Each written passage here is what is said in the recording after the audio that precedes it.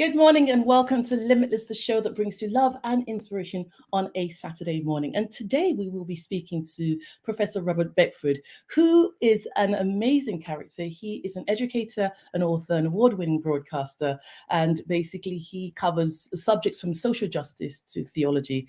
He has presented a plethora of documentaries on television and radio, but his debut in Trevor Phillips's series, Britain's Slave Past, was one of these first. He quickly moved on to work on several documentaries with BBC, including Ebony Towers, and presented his first mainstream feature-length documentary in 2002 for BBC on the story of Jamaican independence, Blood and Fire.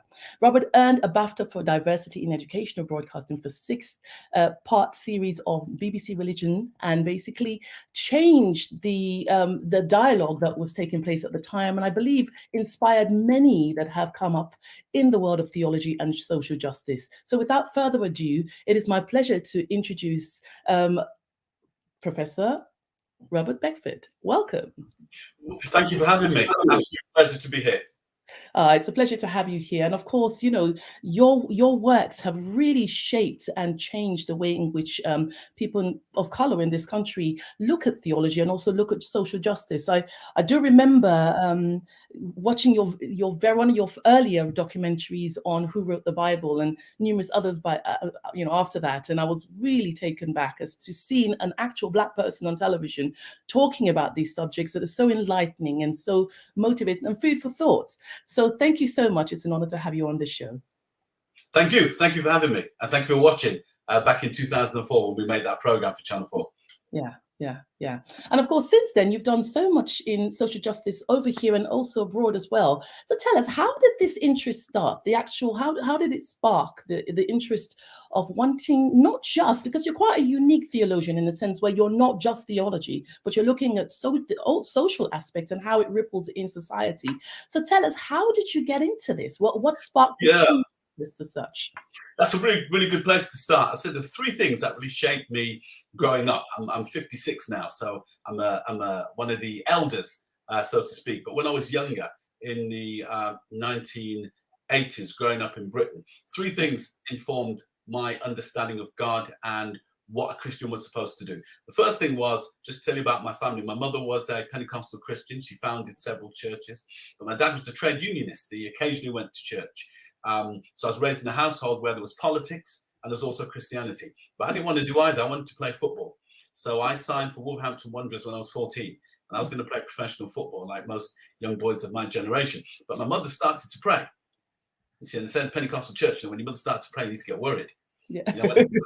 When your mother starts to pray and fast, and then she brings the whole church in on the scene. You got to get worried. So the church was praying and fasting for me. So the interesting thing is that at 15, I had a new math teacher called Mr. Ralph. He was a member of the Revolutionary Communist Party.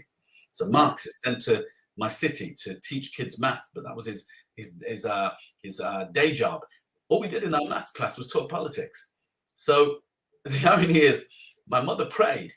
God sent a revolutionary Marxist, and he got me disinterested in sport and interested in ideas. And that really was the birth of thinking critically about theology. But remember, I had a background at home where my dad was talking politics, my mom was talking faith.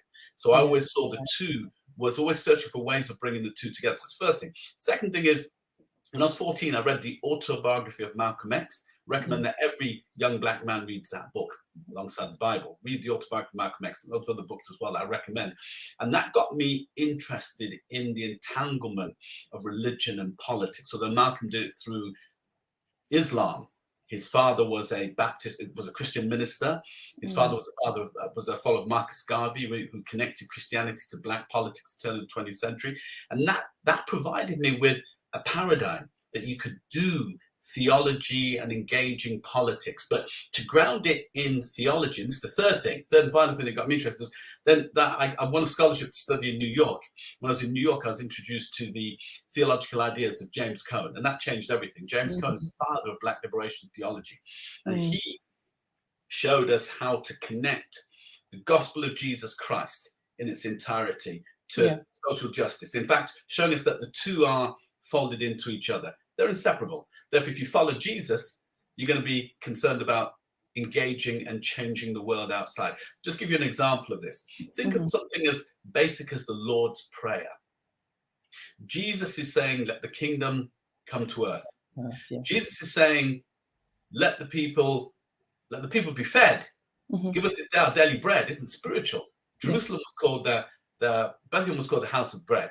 You know, bread was fundamental to the people. So when Jesus said, give us a daily, he's talking about feeding the people. When Jesus says cancel debts in a context where people were in debt to either the Roman authorities or in debt to the temple authority, that's revolutionary.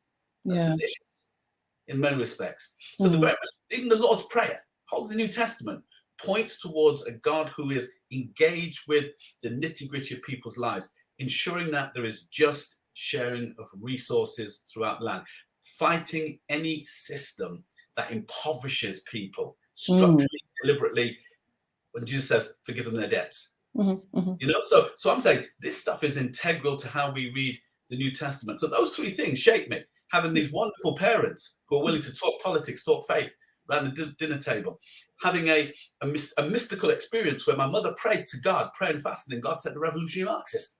And then finally ended up as an undergraduate studying theology, engaging with the wonderful work of Professor James Cone. All of those three things then shaped me so that by the time I came back to England and started my postgraduate work, I was committed to doing a particular kind of theological work. Right. So I guess there wasn't much mathematics being taught in the lesson. No, you know, listen, I still got my GCSE, which I keep telling my kids. I don't know how I got it because all we did was talk politics in the class. But it says something quite unique about pedagogy and how we teach our children, you see, because you can teach children to pass a test. You can teach them to understand how that subject engages with the whole of the world. Now we call it Paulo Freire. Paulo Freire, the Latin American liberation and educationist, wrote the book Pedagogy of the Oppressed, taught us that a real education is always engaged with the world outside. That's true for math, true for theological education. You dissolve the boundary between what you're teaching and the world outside. It's the most powerful way to do any kind of educational process. That changes education. So I was fortunate to have experienced that in school. Well, that's wonderful. Obviously, he had a way to take it away from the head knowledge into the heart knowledge, so you can really have a passion for it and be able to apply it to your everyday life. Tell us one of your earliest childhood memories. That's a good question. I would say a memory that shaped me forever was being about 5 years old. My father had just bought a new Ford Zephyr car, sky blue. His dream from coming from a village in Jamaica, getting to England, buying a house, and then buying his first car, Ford Zephyr. He was so proud of it. Drove it home from the showroom, packed us kids in the back. No seatbelts back in them days. Yes. That's true. Everybody pack up. Like taxi in Jamaica now, and a taxi in Nigeria. Everybody pack up. Yeah. Built for 4, got 20 people in it. Put us in it, and we drove around the block. And before we got back home, we were stopped by the police. Oh, wow. And I could never understand as a child why the police were stopping. Dad had to get out of the car. It's about 1971 in Northamptonshire. And my dad had to get out of the car. I remember my dad having to explain it, and I could never work out what was going on. But Dad eventually got back in the car, and my dad said to me, "You see that? They don't want a black man to have a new car in this area. They probably thought I stole it." And that memory stuck with me in terms of thinking about my father, the authorities, issues of race. And that was like my introduction to how racism works within British society. So that was quite powerful. But I'd also say this. I was born in the church, which means my earliest memories of life are hearing people play the tambourine, give testimonies, hearing the preacher preach. You know, I'm trying to fall asleep on my mother's shoulder and her nudging me, saying, "Wake up. The sermon's only been 45 minutes. You got another hour of the preacher," you know. So I was, you know, the tradition is, you know, my Pentecostal tradition, we call it, I was born saved. I was born in the church, but there are advantages and disadvantages to that. So I would say, look, those two memories, and again, those two things always collide. I've always tried to make them work. Well, how do we serve a God who says we're all equal? Yes. And then you can have even people who are Christian committed to racism. American the way in which the church was a part of a racist structure. Caribbean, the way in which the church legitimated white supremacy. Nigeria, Ghana, how the Anglican Catholic Church then was in tow with empire and colonizing and demonizing and subjugating black bodies. How is that possible? And then how do we untangle that? Not just through words, but through deeds. Yes. Do you think that Christianity has been something that has been used, perhaps, by people for their own agenda, both black and white, in different times? You know, in different ways and different times. Yeah. Well, I would say the Bible has always been political. There's no neutrality. The question is, which politics are you using to support what kind of politics are you reading into the Bible? Are you reading in politics to brutalize, subjugate the weakest on the planet, to exploit them, exploiting the poor? Is that the kind of politics? It's not the politics of Jesus. Or are you reading a politics, and politics fundamentally about the negotiation of power? Are you reading the Bible to give power to the least of these, what Jesus says? Book of Matthew. The only time when Jesus described what judgment is going to be like, only time Jesus talks about it, this is going to be sheep, there's going to be goats. And I'm going to say to the sheep, I'm going to turn them away. I'm going to turn the goats away. And they're going to say, why? Because when I was hungry, poverty across the continent, poverty. 1 in 4 families now impoverished in Britain. When I was naked, people with nothing, nothing no subsistence, no means. When I was hungry, when I was naked, when I was in prison, 1 in 5 black men in Britain tied up with the criminal justice system. 51% of all the prisoners under 30 in London, black people. When I was in prison, didn't come and visit me, didn't deal with the issue of the way in which the police criminalize black people. What Jesus says. So I'm interested in a politic that empowers the least of these, the poor people putting pennies in the offering plates, the children with no shoes but with a hunger to learn, the people in prison who, through circumstances, sometimes through their own internal moral failing, but mostly through circumstances. I'm interested in the politics that liberates them, because I think that's the politics of Jesus. Now, if you want to racialize this, look, black people have been brutalized by Christianity since we come in contact with it, apart from the Ethiopian Coptic Church, West African Christianity, Caribbean Christianity, African American Christianity, white Christianity has spent more time trying to kill us than free us. So we need to be honest about the history. 1492, Christopher Columbus goes to the West Indies, commits genocide, imports the Africans, commits genocide. You know, there's a bloody history in terms of white Christianity that is not yet reckoned with, you know? So yes, look, there is a politics of the gospel. And I think the politics of the gospel that's consistent with the teaching of Jesus Christ, so politics of liberation, where the poor, the least of these, the marginalized, what Jesus says in Matthew 25, and how Jesus starts his ministry. Remember Luke 4, quoting Isaiah. And Isaiah is going back into the Jubilee tradition, starting in Leviticus, where God says there's going to be justice. Every 7 years, free the enslaved people. Should have had enslaved people anyway. Disgrace. God says all the debt's going to be cancelled. 7 years, your credit card bill gone to zero. And then people are going to be able to glean off the land. Remember Ruth and Boaz being able to do Ruth gleaning off the land. God says every 7 years we're going to have this justice, and every 7 years the Jubilee, we're going to have mega structural justice. We're going to go back to zero. All those millionaire pastors, you're going to have to give up all that stuff and give it back to the poor. See all those planes you've got, sell them all and give. That's the Jubilee tradition. Isaiah's quoting that. Look into the future. Who embodies it? Jesus. The Spirit of the Lord is upon me to preach good news to the. Jesus is embodying that tradition of social equalization. See, so it's there in the gospel.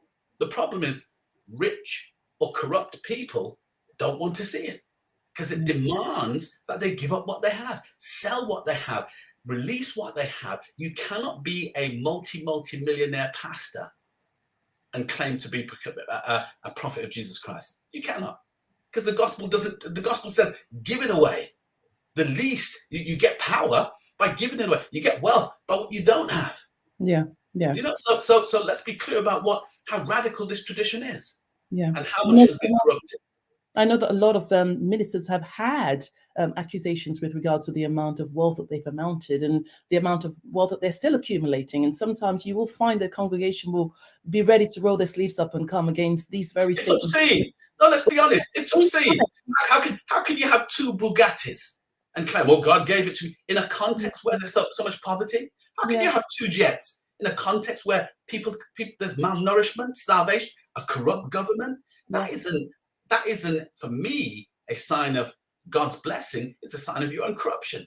But then the thing is, there are people who are rich in this world that should do it as well. But the thing is, a pastor cannot mention it if they're living in that as well. Well, look, you're sharing in the same thing that you're doing. It's very difficult for you to stand up on a pulpit and talk about it. I completely agree.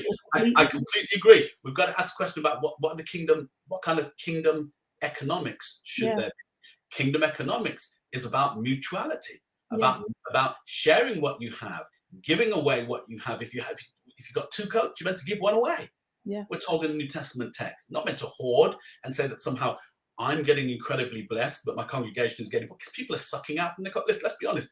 Many of the churches across Britain, many are churches of colour across Africa, they're not run as churches, they're run as businesses. So pastors call themselves, being honest, call themselves CEOs. These are businesses. The kingdom of God is not business. It's ministry. It's prophetic. It's transformative. It's not meant to be about one person getting rich at the expense of everybody else. That's obscene. That's not the work of God. That's the work of the devil. We need to name it that. I hear you. And there's a lot of things that people will justify because they don't want to discuss it and they don't want to make those sacrifices. Or perhaps they're in a situation where they realize that sacrifices need to be made, but because they're not doing it, they can't preach about it as such. But what they're modeling is the world. How does the world say one is successful? By what one has? What does the gospel, what's Jesus' model? That is very true. The Son of Man is nowhere to lay his head. That's the model that we want. And look what's happening to us. Capitalism is killing us. We're just about to approach the COP26 conference. I'll be up there with some of my students. 1.5 degrees increase. We're finished. We're consuming too much. So if you have ministers promoting an economic system that is brutalizing the planet that God has asked us to care for, how does that become any kind of demonstration of what the kingdom of God is? Now, I think that here's the problem for me. This is what we've allowed to happen. Broader picture, particularly in terms of African, Caribbean, Christianity, West Africa, we've allowed 3 crimes to take place within our church. And I call them crimes because it's criminal. One is that we have not demanded that we educate our clergy. We've allowed anybody in the pulpit. As long as they can speak and tell a few stories, we've allowed them in the pulpit.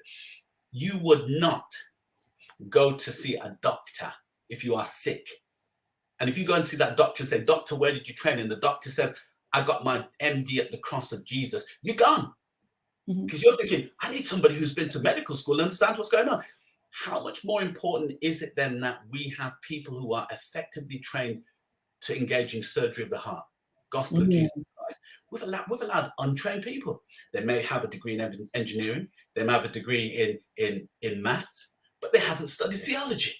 Catholic Church demands 7 years from people to show that they're serious. We haven't even demanded 7 seconds of training. We've allowed solipsism, the institutionalization of ignorance in the pulpit, and seen that as okay. So that's the first crime that we've allowed. We've allowed untrained people. Second thing is, and it's a consequence of that, we have misinterpreted social dimensions of the gospel. And I'll give you an example of that. The prophet in the Hebrew Bible, the Old Testament, had 2 roles. One was to predict the future, the clairvoyant role, the seer role. Think of Samuel, for example. The bulk of their work, the eccentric prophets who were raised up in the context of real social injustice, their role was to speak truth to power. They were to say what God demands in terms of justice.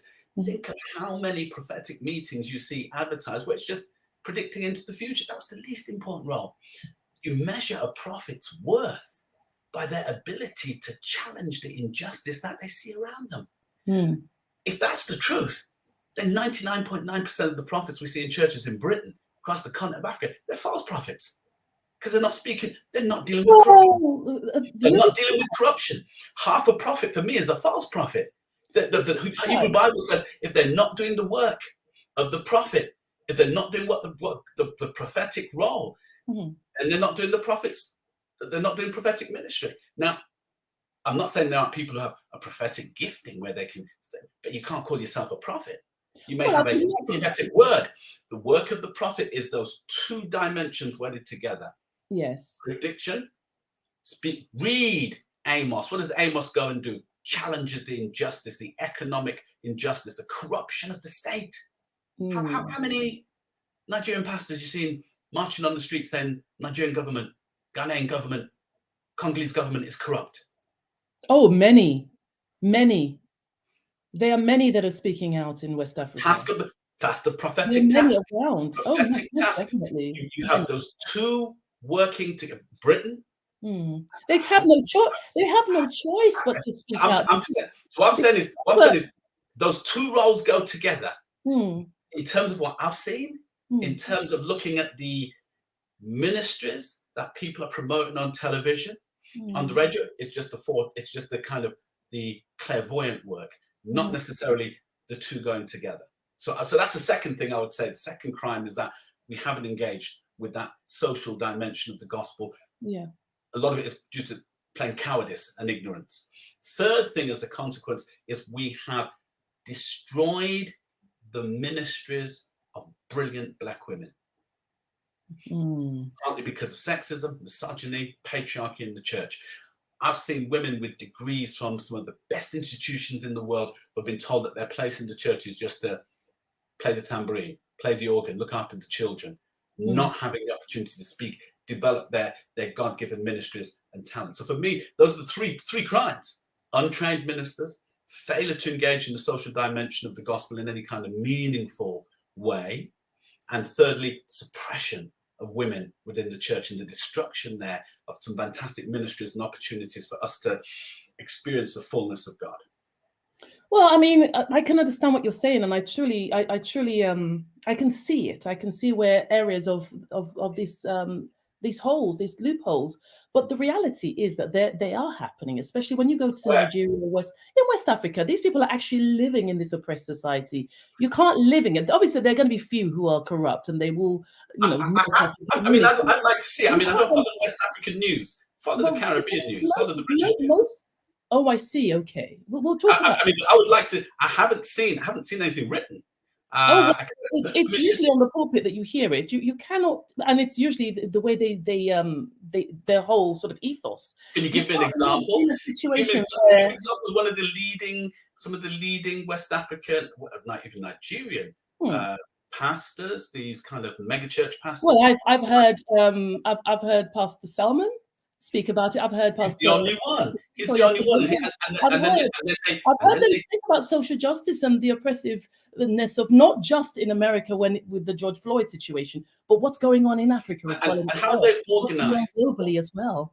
So I have heard it. So they've spoken against it. Where's the movement? Where's the church? Given that you've got 70% adherence, where's the movement then for an alternative political order? I haven't seen any kind of mandate. This is the thing, because you see, there is that fine balance, because you speak about these things. It needs to be spoken about. Any responsible person knows that it needs to, especially when you yourself are living in it as well. But then you have this thing of, we are peaceful people. Oh, we are led by the Spirit. Oh, it's not really the external, it's the internal. I have mentioned it before as well, where we have to understand our identities from our spirit, as from the spirit man as such. And so when you're being taught to not look at your skin, not look at your outward appearance or your social status as the source for liberation, but instead your spiritual liberation is what we focus more on, it then rubbishes the fact of having to go out and make a statement, especially as a minister, where there's a fine line between spirituality and politics. Now, you're in a very unique place, because, of course, you have you are within the two realms. You're basically working within those two. So there are people outside of the church that would need to rise up, maybe in the marketplace and in their sphere of contact, to speak up and to make a change. But the minister himself can only speak about it on a pulpit.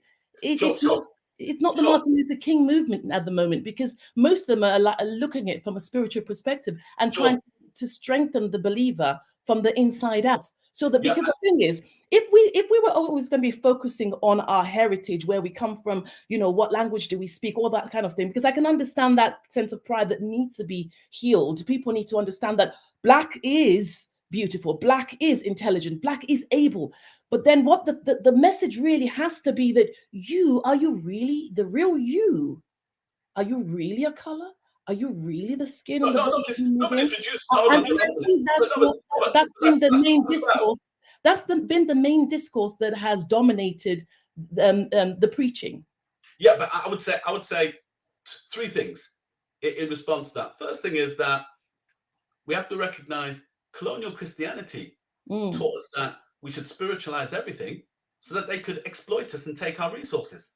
It was a lie told about God. So anybody who's preaching that God is only concerned with the spiritual dimension is telling lies about God, because God creates in the beginning and is concerned with all of human life. Yes. Jesus feeds people. Jesus confronts the state. So you're lying about who Jesus is. So you've got to decide whether you're going to tell the truth about God or continue to tell lies that spirituality is just concerned with the body. It's concerned with the body of the whole world, the planet, the animals, everything. So you've got to stop telling lies about God. God's concerned with all aspects of human creation. That's what it says in the Bible. So that's the first thing. Just reducing everything to spirituality is a lie about the nature of how God works in the world. Second thing is that Jesus and the biblical tradition, God makes all of us as human beings. It's white supremacy, the 16th, 17th, 18th century, that introduces the notion of color and inferiority. What Black liberation theology attempted to do, what many of the anti-racist movements at the turn of the century, Pan-Africanism, Marcus Garvey's movement, civil rights movement, the womanist movement, all of these movements have attempted to do is counter racism. They're trying to deconstruct white supremacy and not promoting the Black supremacy. So that's one of the ways in which it's been twisted. If white people racialized as white for 500 years, demonized, brutalized, ravished Black and brown people's land, bodies, and then when we start to say, well, why have you done this? We're considered to be racist. That's a lie. That's a trick. That's nonsense. You know, people have debunked that. People outside the church have debunked that. So the church needs to look at itself and why does it have a problem with addressing racism, especially when it's coming from the voices of Black and brown people, because they're racist. That's the problem with it. So that's the second thing I would say in response to that. There's not, you know, we've got to look at the history to understand that. And you know, I think in terms of affirming Blackness, you know, we have to remember that, you know, Black, it's a construct. You're completely right. We are more than that. But what people try to do throughout Black History Month is just celebrate the accomplishments of the people, because they are hidden, marginalized, and often lied about. So for me, look, I'm quite strong on this. I'm saying that it's a lie told about God if you're just focusing on the spiritual and not the material, not the whole cosmos, because God's Lord, Jesus is Lord of everything.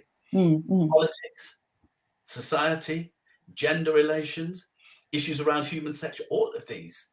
God's interested in healthcare. God's interested in the nuclear arms race or the supersonic weapons. All of those things are part of God's concern, not just individual piety. Yeah. No, I hear where you're coming from, most definitely, because of course he caters for the mind, body, and the soul, and it all works interactively with the creation, human life. Yeah. God's concerned about human trafficking. Yeah. You know, all of this we bring to Jesus every Sunday. All of this we are committed to addressing. You know, spirituality. Remember this.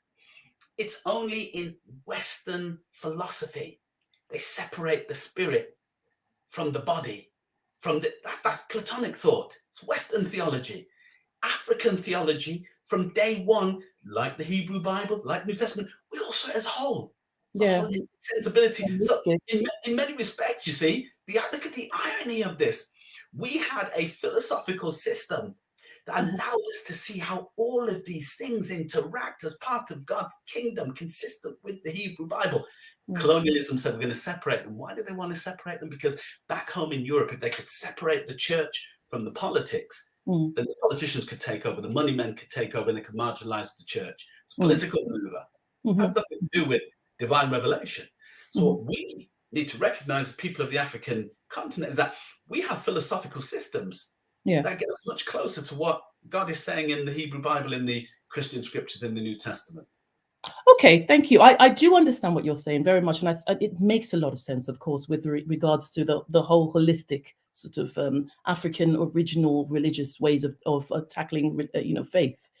We also have to think about the fact that, obviously it's Black History Month. This is the very last day of Black History Month, and we different people approach it when in education from different perspective, from either it's from the slavery perspective as the foundation, or from the fact that we were kings and queens and some of the great people in history. Now, within the church itself, there isn't a lot being spoken about this. We don't really deal with it that much in the church, especially in the Black community churches. I'm not really too sure about the white community. I think in that case, it would be more a dialogue that you would hear between the Black people and the white people to try and get some kind of understanding to make sure everybody is happy as such. What do you think needs to be done in the church now? Because one of the concerns I have is this kind of thing being theology, Christianity, faith being moved into the politics can easily be corrupted, and in the wrong hands can be manipulated in the wrong way. And we saw the riots last year. We saw people who said that they were paid to start the violence. Do you see what I'm saying? I spoke to some young people as well that mentioned to me how much rage they had, how angry they are, how they had been awakened to the fact that some of their closest friends and relationships were actually racist, and they couldn't believe that. And, they suddenly changed the way they thought about things. What do we need to do so that we can actually have a healthy discourse that will lead to peace, love, understanding, enlightenment, an understanding that will bring a future much like what Martin Luther King dreamt of? Sure. That's dead easy. Let's start with King. Let's start with Martin Luther King. So King speaks in 1963, delivers the I Have a Dream speech. What's the first 1,500 words about in the speech? So we don't talk about the first 1,500. King tells us how we get to the dream. We have to work through the nightmare. What's the nightmare? Read King's speech. Listen to it. First part of it says, listen, the Negro lives in an island of poverty, in a sea of prosperity. Talks about the impoverishment of African Americans as a result of slavery, Jim Crow, economic underinvestment. We could say the same thing in terms of West African history and culture. We say the same thing in terms of the Caribbean. Because even said the same thing in terms of Black Britain, what our parents and our grandparents went through, disadvantage within Britain. King acknowledges that first off in the first part of it. Then what does he say? He says, poor people have come to Washington for their checks. He wants compensation, what we call the reparations movement, recognizing that when great evil is done, somebody's got to pay up for it. Happens in the biblical story. If you believe in the Christus Victor approaches to the doctrine of atonement, Jesus pays the price. King says there's got to be reparation. The poor have come for Washington for, and then after those first 1,500 words, he says, if you do all of this stuff, then we get to the dream. So he gives us a model. Number one, deal with the historic reality of colonialism and racism in the church. Remember, in the Caribbean tradition, it's the church who invents Black people. You see, because what happens is Caribbean history, when Africans become Christian, it means they're equal with the whites. The church says, no. You can't be, we're going to call you Black because we want to keep this Christian category to the white people in the Caribbean and keep our hierarchy, And here's the thing, in 500 years, only one book written about this history by English Christian theologians. They write more books about being nice to animals than with this history in the Caribbean. Deny and lie about it, right? So King tells us you deal with the history, the economy, the politics of it. You restore that which was broken. Remember the story of Zacchaeus?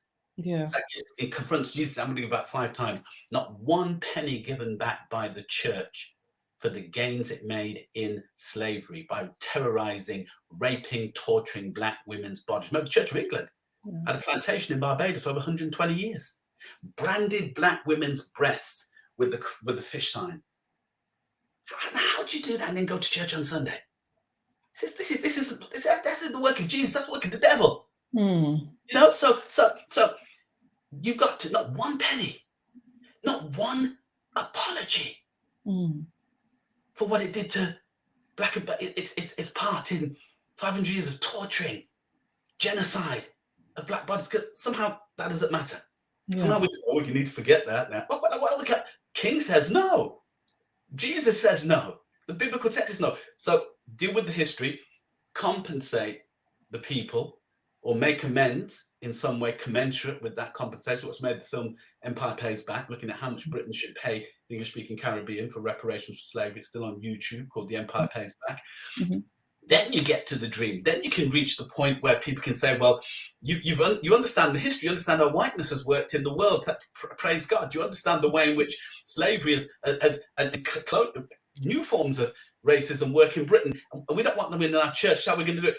And then we can all get together and feel that we have reached this point of mutuality and collectivity and love. You see, because love is what justice looks like in public.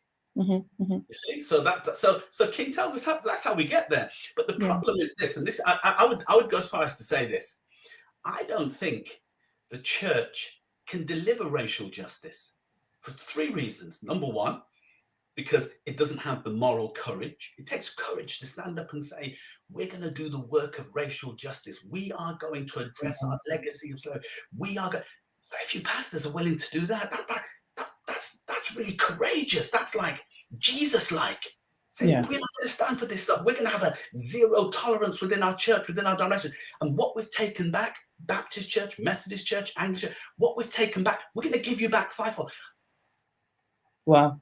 I'd be like them being like, there isn't the moral courage to do that work. That's why God has got to go outside the church to find brave brothers and sisters from other movements who are willing to do this kind of work. First, second reason why it can't do it, it doesn't have the language of racial justice and inclusivity. It hasn't developed the language. It doesn't have to talk about white supremacy in biblical interpretation. It doesn't have to talk about white supremacy in terms of the history of the church. Doesn't know, black pastors aren't trained to think about how coloniality informs their thinking. So we don't have the language. And therefore, if you don't have the moral courage, you don't have the literacy, you don't even get racial justice from the context of the church. I think God's Spirit has moved on that one and realized that there are other places and spaces where people, if the people aren't going to do it, the rocks are going to cry out. You know, here's the tragedy about this. You have a whole generation of young people saying to the church, speak on this, lead us on this. This is so important to us after Black Lives Matter. What's the church saying? Kumbaya. Let's all just love. How do you think this affects when people go out to do evangelism and we're preaching spirituality now, because of course that is where it starts from. You must admit that. How do you think that's seen? Because there are lots of radical young people out there that would turn their nose up because they're thinking, well, you're not dealing with my issue. This is what I'm going through, and you're turning up. Right. I think they're completely right. I think what they've cut and done to is that if you reduce faith to biopolitics, just concerned with the body, morality, individual piety, individual behavior, you are telling half the story of the gospel of Jesus Christ. The gospel of Jesus Christ is concerned with every aspect of human life. And what we have to remember, as I said again, colonialism taught African people in West Africa, African diaspora people in the Caribbean, not to think about not to think about their faith. So we developed traditions of anti-intellectualism, believed that we could put semi-literate people in the pulpit and that was good enough for us. Second thing it said to us was that we can't change the world, and therefore all that we should do is hope for the life to come. 2 tricks that colonialism bequeathed West African churches, African Caribbean churches. 500 years later, the tragedy is we still haven't broken out of it. We still don't do the kind of critical thinking. We still don't train pastors, which is a tragedy. I remember once calculating less than 5% black clergy in Britain are trained in terms of having at least a degree level in theology. Now, a lot of these young pastors that do actually go and study theology. I mean, I studied theology in university, and as you go there, you don't see a lot of Black theologians. There isn't as much material, and certainly I wouldn't have had the privilege to have someone like yourself to lecture me. Now, what do you think? Do you think that needs to be that's the first place to start, perhaps, that when they're being trained in the education system as they're coming up, that perhaps they should be able to see? Oh, here's the problem. I think you're completely right. I think it's a brilliant point. I think that the three things we have to note: that Christian theology is the most racist discipline of all the humanities. If there are 1,000 people teaching theology in Britain, universities and setting, roughly, maybe a little bit less, maybe about 750 people involved.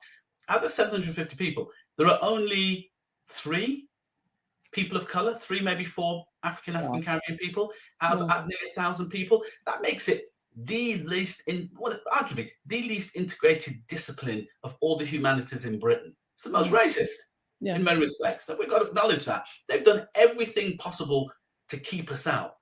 I mean, that tells you how corrupt the theology is. The people, the great thinkers of Britain, but none of them want to address the issue of race. That's a problem. What has happened in response to that? Places like the Queen's Ecumenical Foundation, which is a theological seminary, they've set up their own institution, their own centre. There is the Centre for Black Theology at the Queen's Ecumenical Foundation, which teaches master's degrees, PhDs, undergraduate degrees in theology, where Black, Caribbean, and African perspectives and histories are integrated into the teaching of theology, biblical studies, systematic theology or constructive theology, pastoral studies, and also engaging with traditional languages, biblical languages, Hebrew, Greek. All of that is ingrained. So they've done the work. Other seminaries haven't. They've kept it white, and they're happy to do. They'll have an audit. They'll say that they're really concerned about it, but they keep the hierarchy white. They keep the perspective white, and then they claim that people like me who want to dismantle white supremacy have a problem. You see how it works? See how corrupt it is? So the people who are saying racism is actually a sin become the sinners. And the people who perpetuate the racism, they're the ones who we believe are saved. It's crazy. So no wonder young Black people, that any young Black person with a basic degree of common sense would look at where the Black church is now, look at where most of the theological institutions now, and say, these people are crazy. They're telling us that would mean that when we get to heaven, we'll all be in the ghetto or in the kitchens. I think that this subject in itself, as much as it can be seen as very carnal in a sense, because of course people who are very spiritualists would look at it as, should we really be dealing with that? It will always come back to that. It will always come back to that again. But we've got to understand the fact they're not being. I understand your perspective as well, because of course you have you've explained that as well, with the fact of the holisticness and what Jesus really came from, the liberation of making sure that everybody. But it is very deeply entwined. It's difficult to unpack. It's difficult to get your head around in a daily basis. I think I'll tell you why. Because this is a subject that is not just actually about race, because I think there are aspects of classism as well. It's unfortunate, obviously, or it's expected, I suppose, in a sense that Black people, given their history and colonialism and all that they've had to go through as a people, would end up being socially or economically in the lower class because of the struggles and the constant tripping over that their society have had to go through. But then this is the unique side of it, where we're dealing with racism, but there's also intertwined issues of classism as well.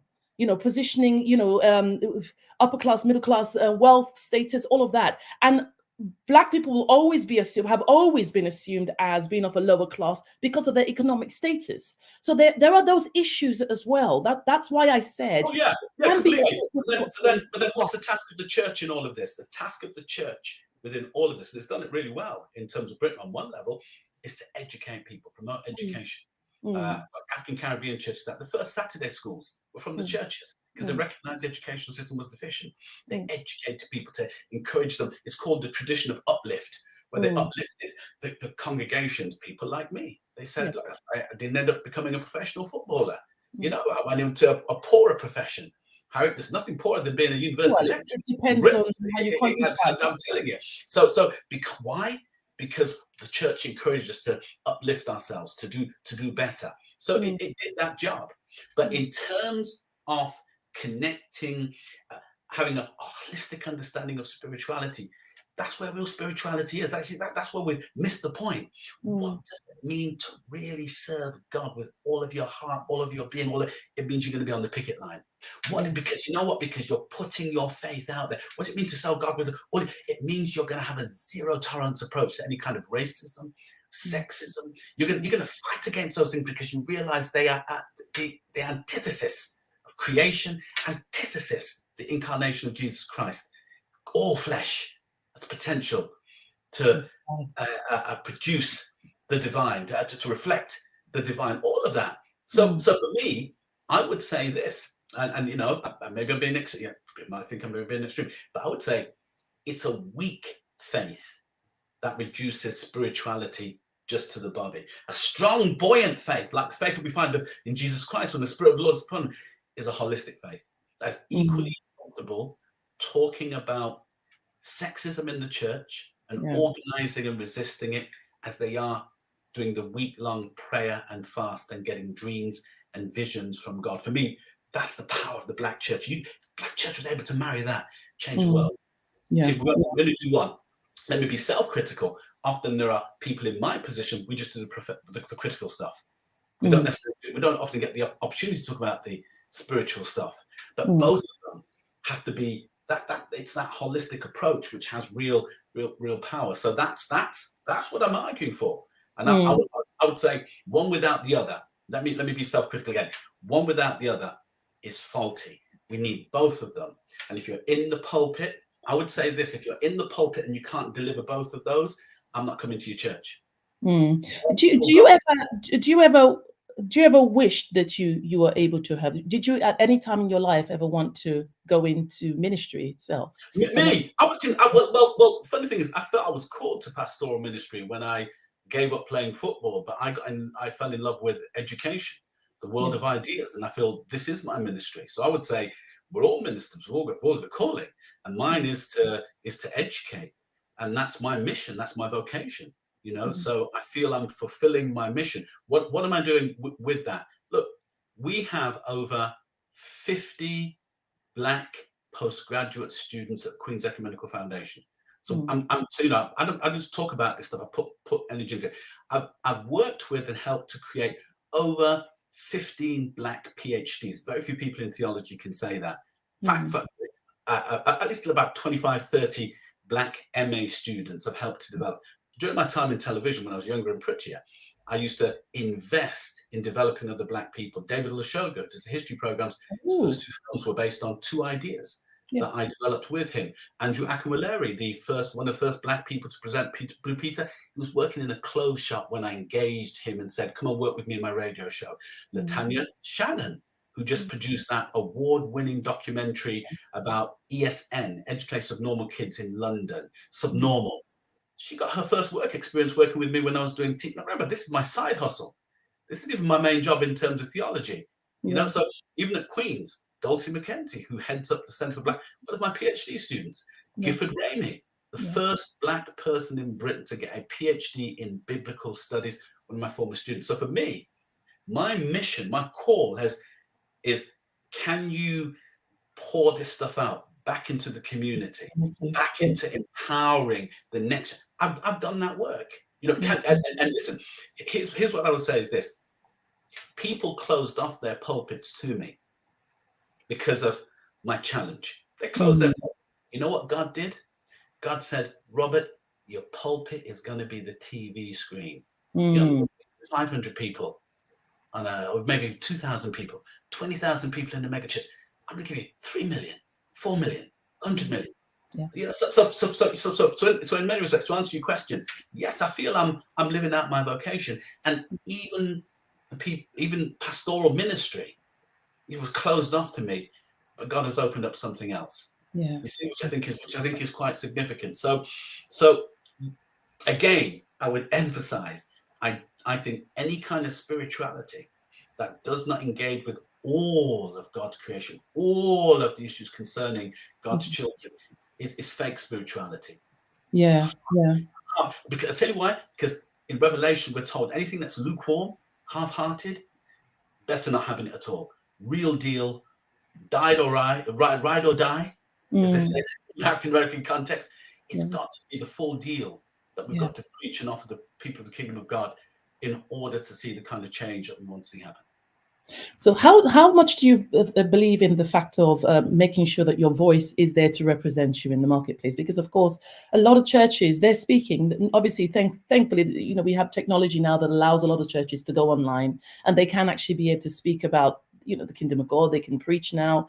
How much do you think social media allows the voice of the church, especially with these kind of messages, to be able to, or do you think that it changes it alters it? What do you think is other influences with social media of today? Because I know back in the days you didn't have all this, did you, when you started off? No, completely. I think that there's still, I think social media is vitally important. It is crucial. But what it has allowed is a huge marketplace of misinformation. On the one hand, and the tragedy for me is that some of the great preachers around the world don't do televangelism. The people that I would get in a plane, well, I wouldn't because I'm committed to zero carbon. The people I get in a boat and swim across the and drive an EV vehicle to thousands of miles, they don't necessarily have a media platform, but they're seen as great preachers, great men and women of God who have powerful, life-transforming, revolutionary things to say. But they don't use social. They don't do it through. They're not always online on a Sunday morning, Sunday afternoon. So we have to acknowledge that many of the people that we see, particularly in the American context, are the hustlers. They're the kind of people that are the shakedown merchants in America.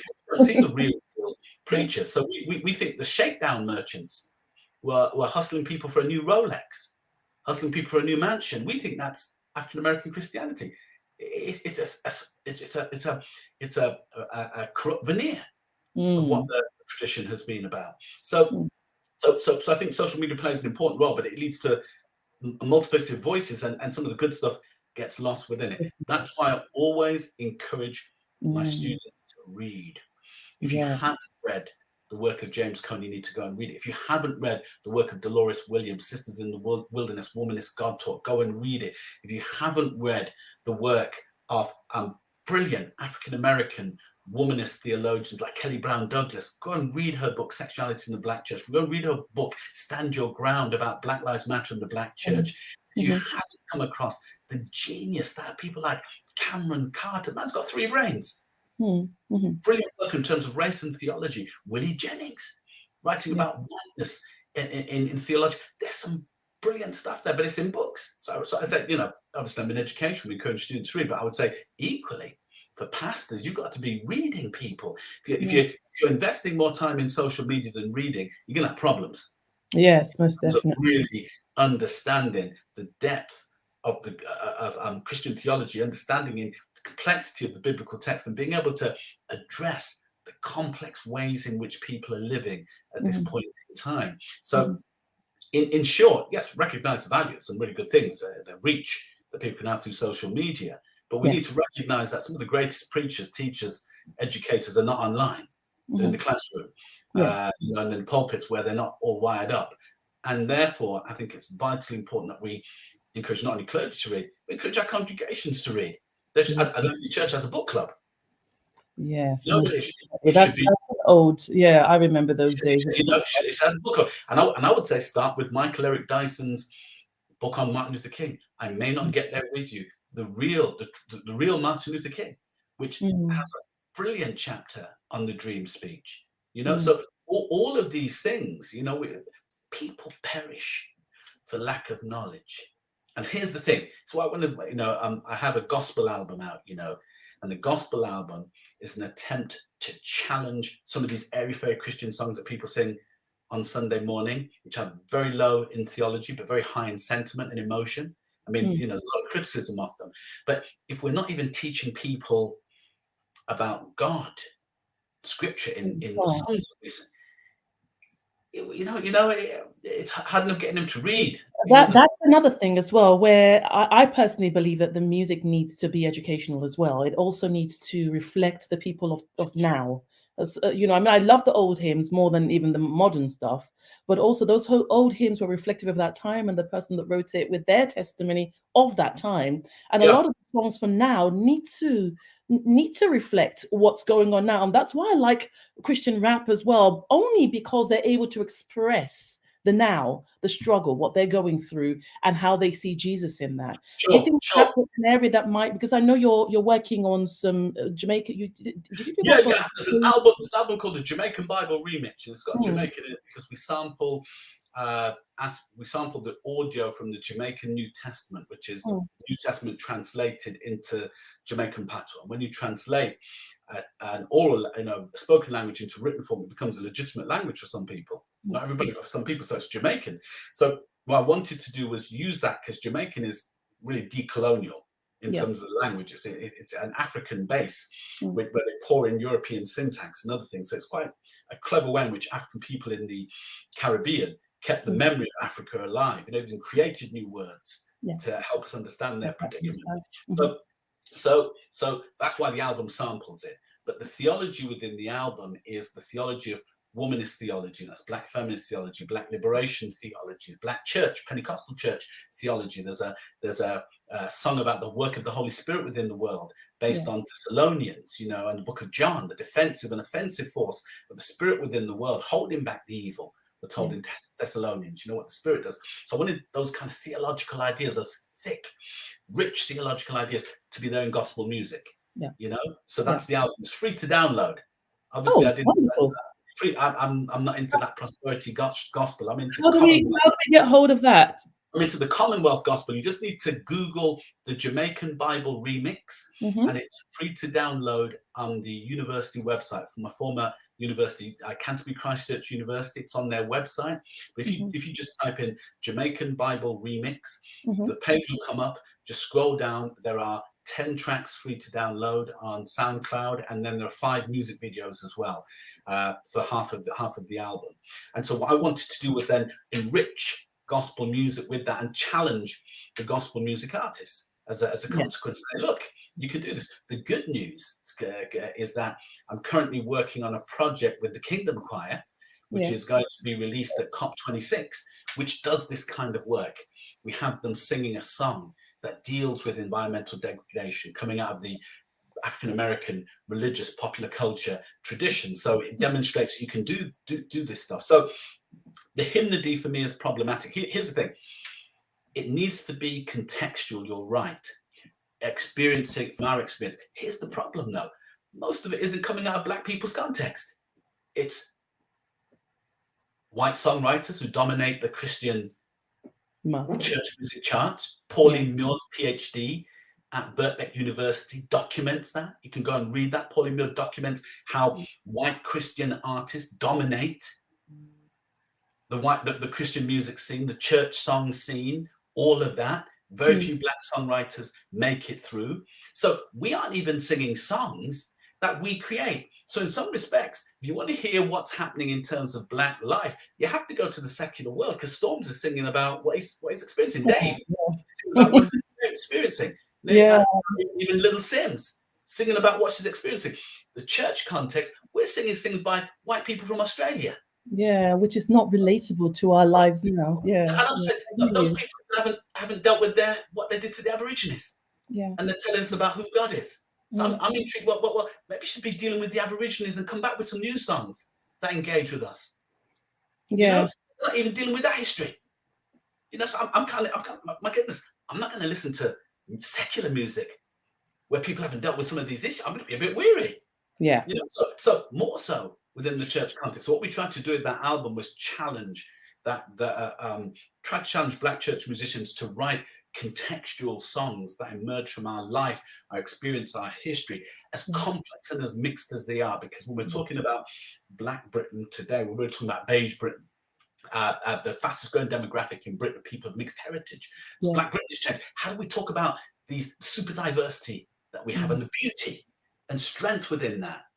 You know, some fantastic stuff that comes out of that. So all of that needs to be, I think, needs to be in our hymnody. So I challenge people watching this, you know, listen to the songs that you sing on Sunday morning. How many of them really engage with our social location, with our history, with our experience, and tell us what God wants from us? So what we're singing, we're educating people to sing songs and learn about God, what God wants the Australians to be doing. Yeah. What God wants white British people to be. What does God want us to be doing in terms of our history, our culture, and our experience? Yeah. Your pop artists talking about it. Reggae musicians talking about it. So somehow, God doesn't seem to be concerned about our predicament in the church, in our hymnody. It's problematic. It's problematic. Because a lot of the genre that we just mentioned, well, both of the genres are very radical. And often it can come out as very aggressive sometimes, but that's just show that there is a melting pot, and people, if there's something going on underneath where people have something built in, and it's coming out in a very explosive way. Listen, there's nothing wrong with that. We have to remember this. It shows that there needs to be a platform for it. But hold on, we have to remember something about the history of psychiatry here. Psychiatry in the 1920s, 30s in America used to see schizophrenia as something that only affected women. Historical women. It was a way of demonizing women. Historical women. 60s, the Black Revolution came along. They changed the diagnosis of mental illness so that angry Black people were seen as pathological, problematic. That's what they did. Studies on this. There's a book called The Protest Psychosis. It's an analysis of American psychiatry and how they racialized the civil rights movement, Black Power movement, so that Black people who were angry about racism were seen as mentally ill. Can you imagine that? Can you imagine that? So we need to disentangle ourselves from that and recognize there's righteous rage. Righteous rage in the Old Testament. God gets angry. People of God get angry. There's righteous rage in the New Testament. Jesus mashed up the temple. You go to prison for that today. He'd be in prison, be in Belmarsh, possibly. They could see him as Psyche. You know, so Jesus does that stuff. So I would argue that if you don't have rage, you're going to limit your capacity to address these issues. You should get angry about poverty. 1 billion children going to bed without clean water. 1 in 4 people living beneath the poverty line within Britain. These things should make us angry. If you cannot have empathy, if not for yourself, for those who are suffering it, even empathy has to be there. The empathy has to be there. Climate change. People most likely to be impacted: sub-Saharan Africa, Caribbean, even in Britain, pollution levels highest where? Black communities. Black Lives Matter alerted the whole world to that a few years ago. Protest at City Airport. So one thing, the hymnody needs to address those issues. And why? Because it's how we understand who God is and how God works in the world. Through our music, through what we sing and what we say about God. And if we're just saying that God is just other, we're not telling the truth about God. God is also immanent as well as transcendent. If we're just going to say that God is only concerned with the physical body and not concerned with the whole, that's not telling the truth about who God is. So why can't our songs address all of that? So I think that they need to address, they must. But listen, I've been saying this for 20 years, you know, and it's taken 20 years to get musicians to the point where they're doing this work. So, you know, my hope is that, you know, the message will get through. I know that, for example, there's a new organization that's just been established called The Well by Seth Pinnock at Tier Fund, which is to get Black Christian churches together to discuss climate change and development issues. So you know, it's moving. So at the moment, I mean, thank you so much for everything that you've said. It's the time that we have is never enough for the guests that we have. But what are you working on at the moment so that people know what's actually going on now? Because I know that you're working on the multi-platform project and there's a few other things that's happening. Yeah, sure. You know what to look forward to and what to go out and search on the internet for. Sure. Well, the current book, there's a book that's out currently, part of a My Theology series by Darton Longman Todd, and my contribution is called Duppy Conqueror. It's by Darton Longman Todd, Duppy, Duppy, Conqueror.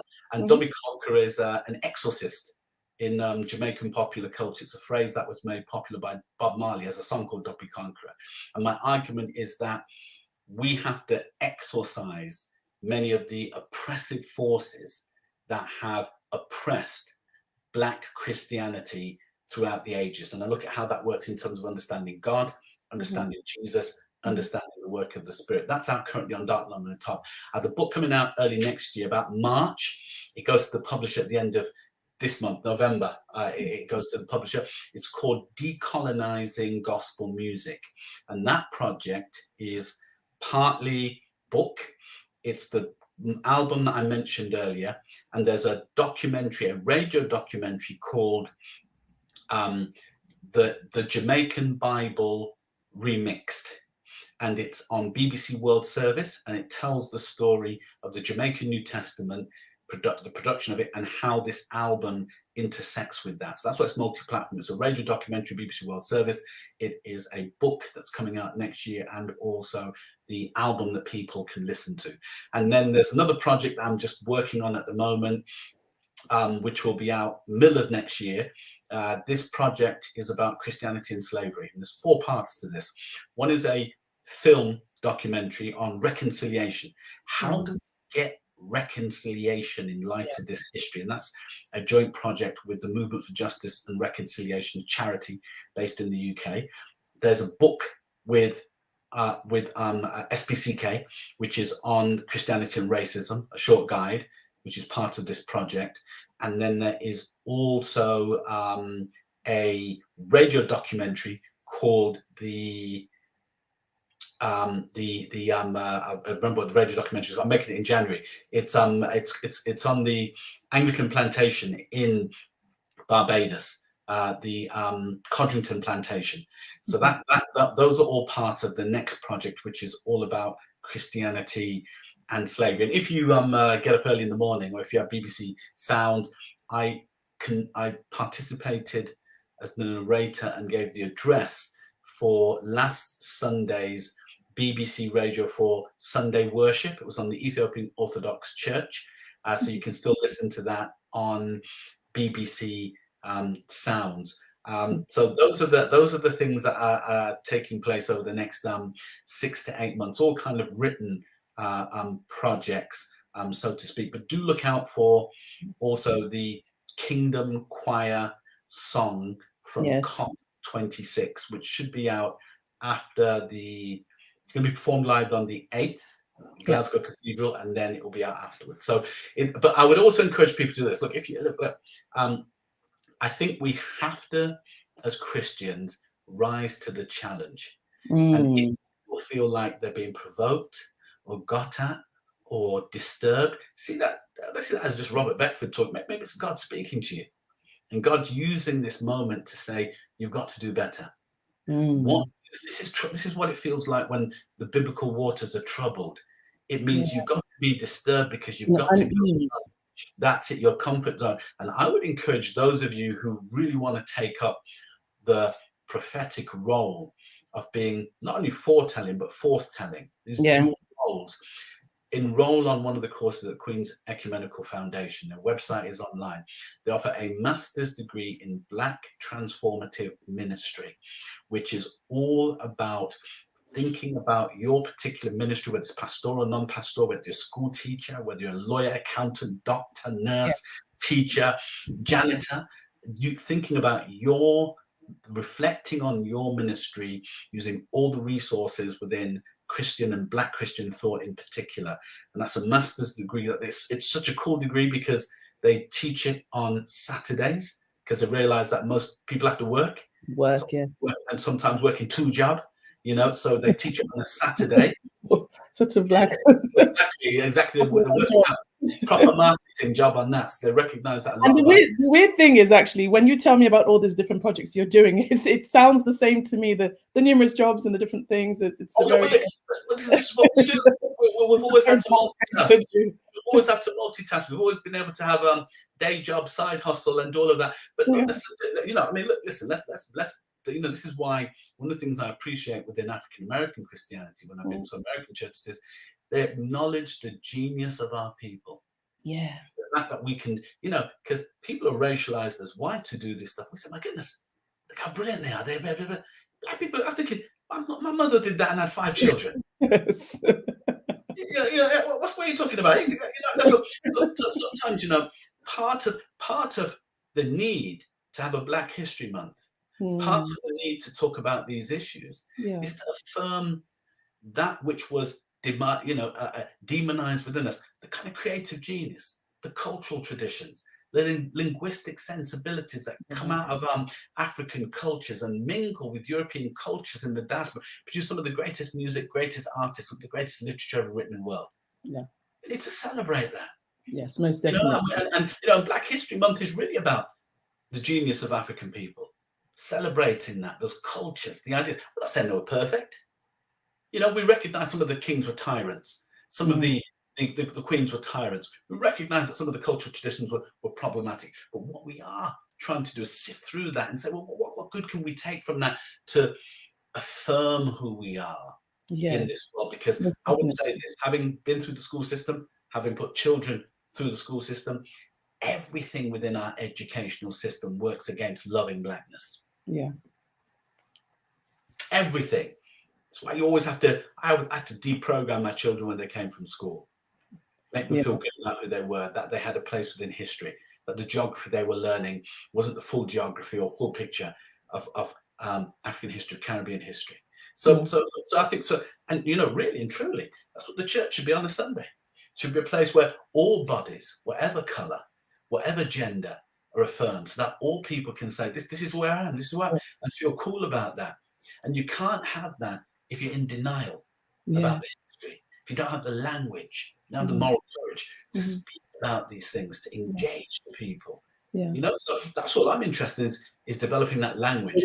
Bring unity. We move from language, according to Audre Lorde, the feminist theorist, move from silence to language to action. If we don't have the language, we can't act. Yeah, I hear you completely. Professor Robert Beckford, thank you so very much for this morning. It's been a totally enlightening experience, and we have all learned. And I would really love to know that you can come back on the show again sometime in the future. You have me back. Oh, most definitely, and maybe some friends as well. We can have a real discussion, which they can take us further from where we've left off here.